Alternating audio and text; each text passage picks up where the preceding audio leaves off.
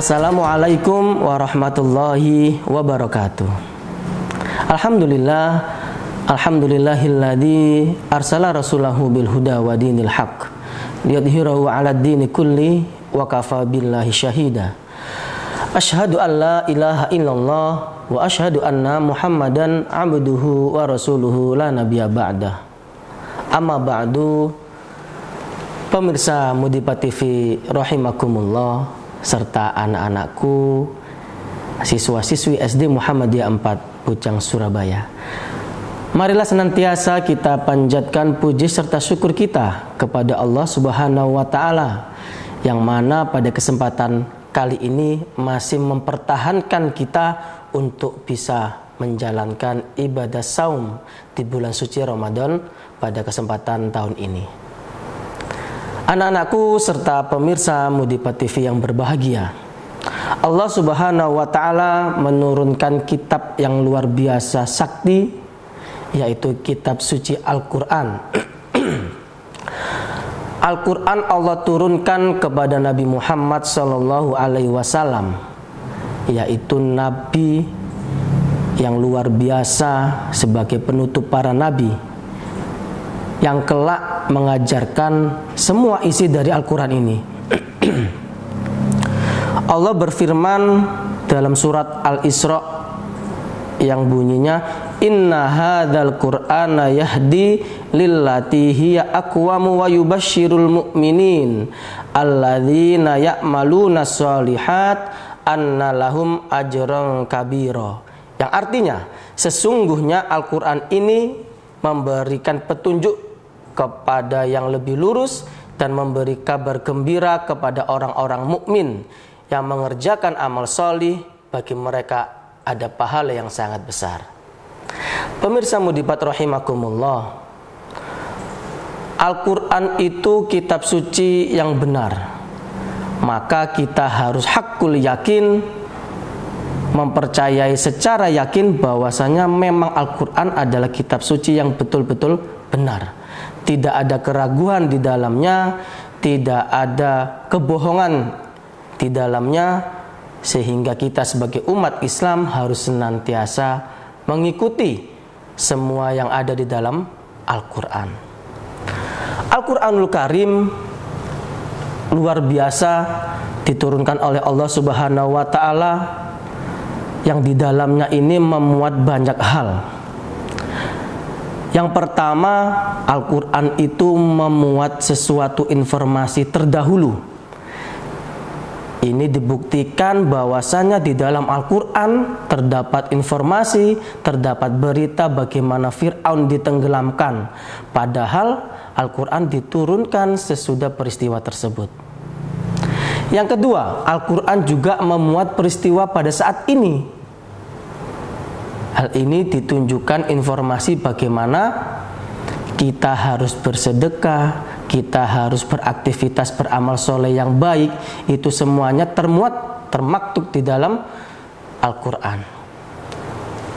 Dan yang ketiga, Al-Quran juga memuat informasi, yaitu prediksi atau yang kita sebut tanabuat, atau juga kita sebut dengan masa depan. Ini dibuktikan bahwasanya di dalam Al-Quran itu terdapat informasi tentang kehidupan setelah kematian. Padahal kita hari ini tidak akan mengetahui bagaimana aktivitas setelah kematian. Namun di dalam Al-Quran itu semua dijelaskan. Contoh yang lain, Al-Quran membahas tentang bagaimana dahsyatnya neraka dan juga bagaimana nikmatnya dimasukkan ke dalam surga. Ini adalah informasi-informasi yang berada di masa depan, namun sudah tertuang, sudah termaktub di dalam kitab suci, yaitu Al-Quranul Karim. Subhanallah, Masya Allah, Al-Quran ini kitab suci yang luar biasa. Anak-anakku, pemirsa Mudipa TV yang Allah banggakan, yang Allah cintai dan Allah beri karunia, maka kita sebagai umat Islam harus senantiasa mengagungkan Al-Quran ini, harus senantiasa mempelajari Al-Quran ini, harus senantiasa terbiasa melafazkan Al-Quranul Karim.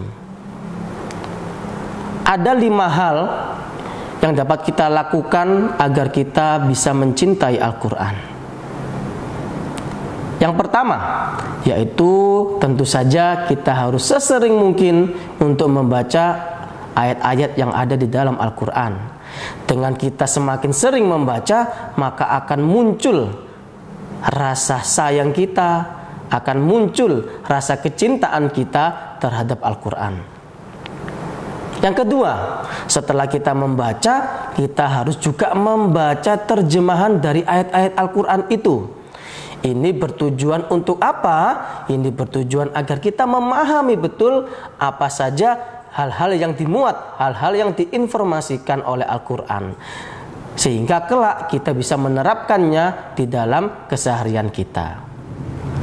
Selanjutnya, yang ketiga, yaitu kita harus bisa mentadaburinya.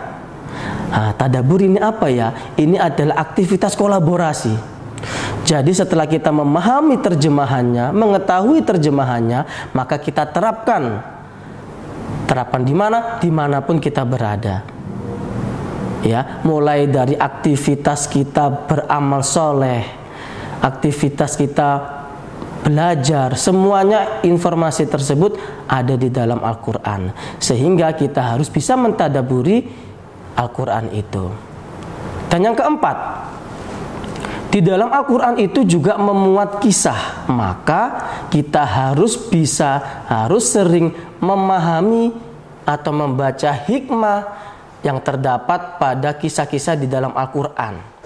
Al-Quran itu hampir lebih dari 1/4-nya diisi oleh kisah-kisah yang penuh hikmah.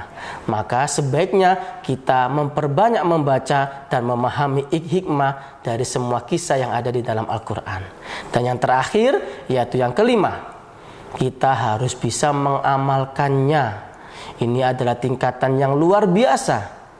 Setelah kita memahami isinya, kita harus bisa mengamalkannya, kita harus bisa mengajarkannya kepada siapa? Kepada semua orang, termasuk kepada diri kita sendiri. Jadi itulah hal-hal yang menjadi keistimewaan Al-Quran.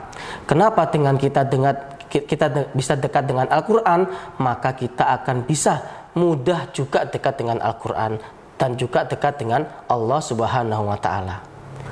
Jadi itu, marilah kita menjadi hamba-hamba yang selalu dekat kepada Al-Quran, tidak sampai terjauhkan dengan Al-Quran, apalagi kita tidak mau membaca Al-Quran. Itu na'udzubillah min dzalik. Jangan sampai kita harus menjadi anak-anak insan-insan mulia yang selalu mendekatkan diri kepada Al-Quran yang kelak membawa kita dimasukkan ke dalam surganya Allah Subhanahu wa Ta'ala. Baik, itu beberapa hal yang bisa saya sampaikan. Mudah-mudahan menjadikan kita menjadi orang-orang yang solih dan solihah, sukses dalam bulan suci Ramadan ini, dan bisa menerapkan semua kebaikan di 11 bulan sesudah bulan suci Ramadan. Terima kasih. Akhirul kalam. Wassalamualaikum warahmatullahi wabarakatuh.